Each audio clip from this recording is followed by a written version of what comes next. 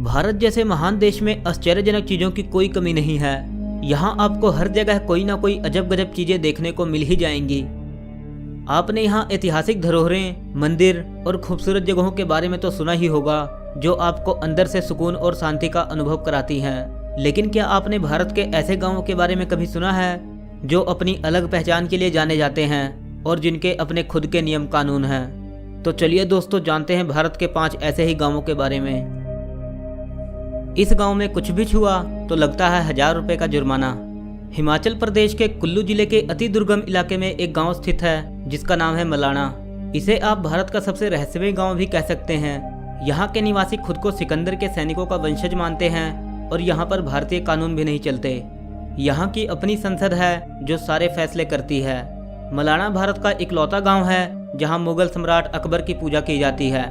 इस गांव के किसी भी चीज या किसी भी व्यक्ति को अगर किसी बाहरी व्यक्ति ने छू लिया तो उसे 1000 रुपए का जुर्माना देना पड़ता है। ऐसा नहीं है कि इस गांव के लोग जबरदस्ती जुर्माना वसूलते हैं, बल्कि इस गांव के लोगों ने हर जगह नोटिस बोर्ड लगा रखे हैं जिस पर साफ साफ चेतावनी लिखी गई है कि बाहरी व्यक्ति इस गांव का कोई भी सामान नहीं छू सकता।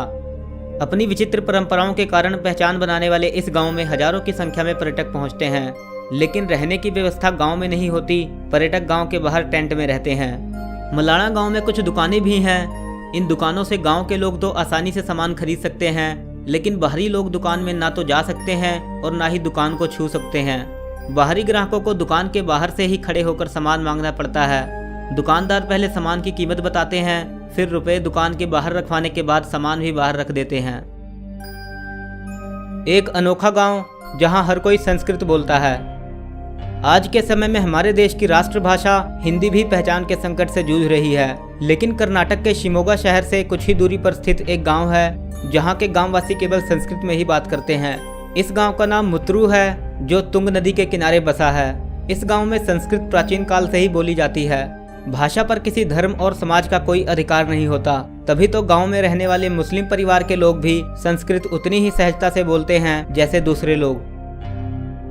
ट्विंस विलेज केरल के मल्लापुरम जिले में स्थित कोढिनी गांव, जिसे जुड़ुओं के गांव के नाम से भी जाना जाता है। यहाँ पर वर्तमान में करीब 350 जुड़वा बच्चे रहते हैं, जिनमें नवजात शिशु से लेकर 65 साल के बुजुर्ग तक शामिल हैं। विश्व स्तर पर हर 1000 बच्चों पर 4 जुड़वा बच्चे पैदा होते हैं। एशिया में तो यह औसत 4 से भी कम है, लेकिन कोढिनी गाँव में हर 1000 बच्चों पर 45 जुड़वा बच्चे पैदा होते हैं। कोढिनी गाँव एक मुस्लिम बहुल इलाका है जिसकी आबादी करीब 2000 है। इस गांव में घर, स्कूल, बाजार, हर जगह आपको जुड़वा बच्चे नजर आ जाएंगे। ऐसा गांव जहां दूध दही मुफ्त मिलता है। आज की इस मतलबी दुनिया में हर चीज पैसों से मिलने लगी है, यहां तक कि पानी जैसी चीज भी बिकने लगी है। वहीं एक ऐसा गांव भी है जहां के लोग दूध या उससे बनने वाली चीज को कभी बेचते नहीं, बल्कि मुफ्त में बांट देते हैं। यह अनोखा गाँव है गुजरात में बसा धोकड़ा गाँव। इस गाँव में दूध न बेचने की परंपरा सदियों से चली आ रही है। गांव में जिनके पास गाय या भैंस नहीं है, उन्हें हर रोज मुफ्त में दूध बांट दिया जाता है। यहाँ के कई लोग बताते हैं कि उन्हें हर महीने लगभग 8000 रुपए का दूध फ्री मिल जाता है। ऐसा गांव जहां अभी भी चलता है राम राज्य। महाराष्ट्र के अहमदनगर जिले के नेवासा तालुका में शनि शिंगणापुर भारत का एक ऐसा गांव है जहां लोगों के घरों में एक भी दरवाजा नहीं है। यहाँ तक कि लोगों की दुकानों में भी दरवाजे नहीं होते। यहाँ पर कोई भी अपनी बहुमूल्य चीज़ों को ताले चाबी में बंद करके नहीं रखता। फिर भी गांव में आज तक कभी कोई चोरी नहीं हुई। यह जगह शनि मंदिर के लिए भी विश्व भर में प्रसिद्ध है। लोगों की मान्यता है कि पूरे गांव में शनिदेव की कृपा बनी हुई है और अगर किसी ने गांव में चोरी की तो उसे शनिदेव के क्रोध का सामना करना पड़ेगा। इसीलिए इस गांव को राम राज्य गांव के नाम से भी जाना जाता है। दोस्तों, आप इन गांवों के बारे में क्या सोचते हैं, हमें कमेंट करके जरूर बताएं।